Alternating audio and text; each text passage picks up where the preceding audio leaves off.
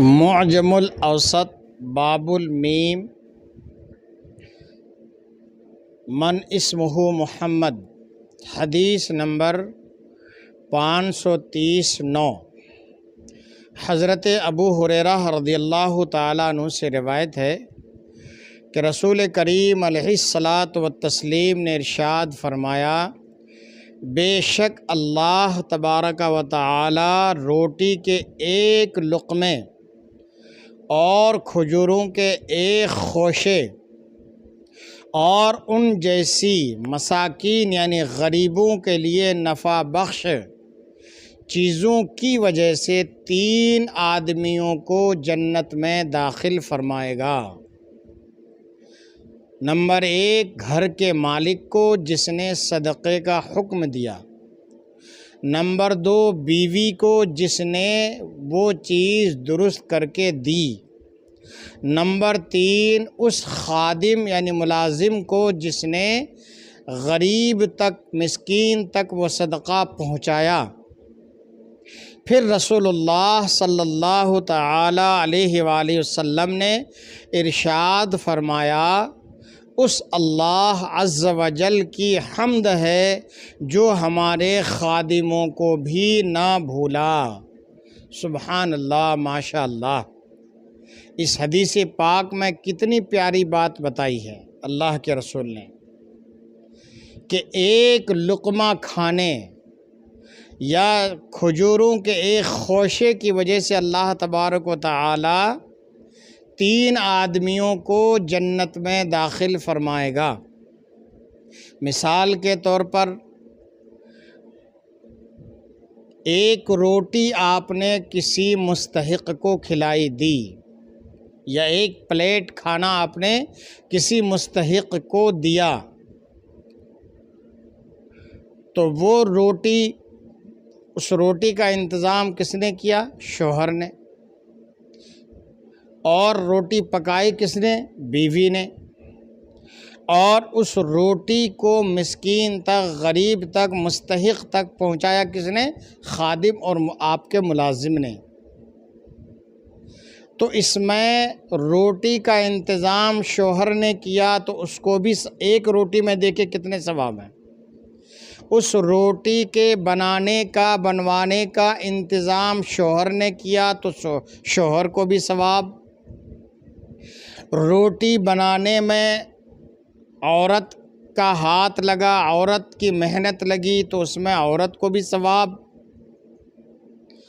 اب وہ روٹی بن گئی، اس کو پہنچایا غریب تک، مسکین تک، سائل تک، مستحق تک، آپ کے گھر کے ملازم نے، تو اس کو بھی ثواب۔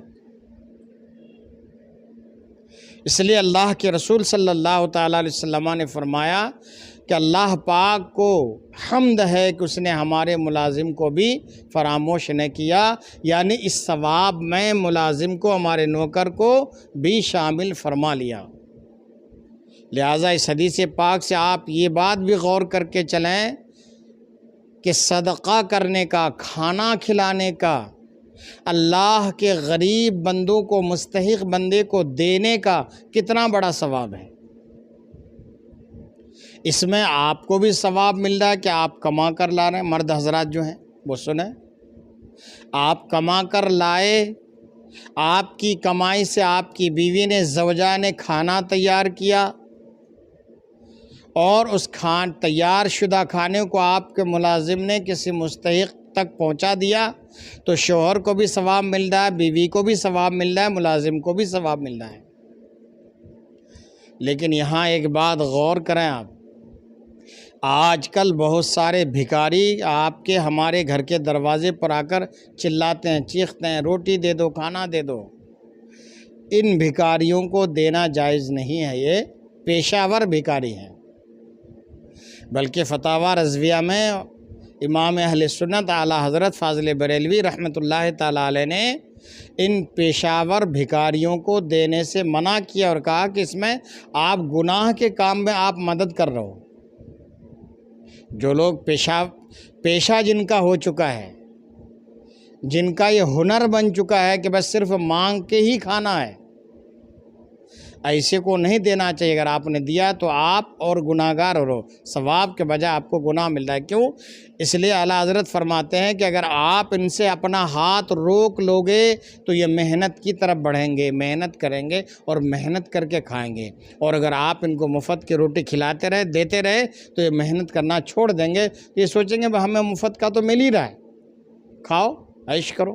اور ہم نے خود اپنی آنکھوں سے دیکھا ہے، اچھے خاصے صحت مند لوگ ہٹے گھٹے ہیں، کما سکتے ہیں، محنت و مزدوری کر سکتے ہیں، لیکن گھروں میں جاتے ہیں، دروازے پھرتے ہیں، ان کو اچھا خاصا مل جاتا ہے، دینے والے دے دیتے ہیں، اور ایسے جو نقلی ہاتھ لگا کر، ہاتھوں میں پٹیاں باندھ کر، پیروں میں پٹیاں باندھ کر، مصنوعی لنگڑے بن کر، ہاتھ پیر کو مصنوعی طور پر، بناوٹی طور پر اپاہج بنا کر وہ مانگتے ہیں۔ لوگ بیچارے سمجھتے ہیں بیچارہ یہ کمزور ہے، اس کا ایک ہاتھ نہیں ہے، دیکھو ہاتھ میں پٹی بندھی ہوئی ہے، پیر میں پٹی بندھی ہوئی ہے، یہ بیچارہ بہت مجبور ہے، لاچار ہے، دے دیتے ہیں، حالانکہ وہ ہٹے گٹے ہوتے ہیں۔ ایسوں کو دینا سخت منع ہے، دینے میں آپ کو ثواب نہیں بلکہ الٹے گناہ ہے۔ بہرحال اس حدیث پاک میں صدقے کا بہت بڑا ثواب بتایا گیا ہے، اور جو اللہ کے مستحق بندے ہیں ان کو کھلانے کا بہت بڑا ثواب بتایا گیا ہے۔